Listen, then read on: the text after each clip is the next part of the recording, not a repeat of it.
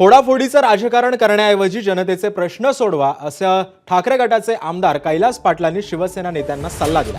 सर्वसामान्य शिवसैनिक उद्धव ठाकरे आणि आदित्य ठाकरे यांच्या सोबत आहेत। कितीही दबाव टाकला तरी शिवसैनिक फुटणार नाहीत असा विश्वासही यावेळी कैलास पाटलांनी व्यक्त केलाय।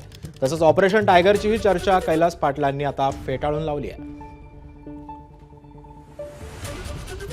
तुम्हाला जनतेने कसं का निवडून आलेलं असणार, तुम्ही निवडून आलेले आहेत, सत्ता तुमची आहे, केंद्रात आहे, राज्यात आहे, मग फोडाफोडी कशासाठी करायची हे आता तरी बास करा असं माझं म्हणणं आहे।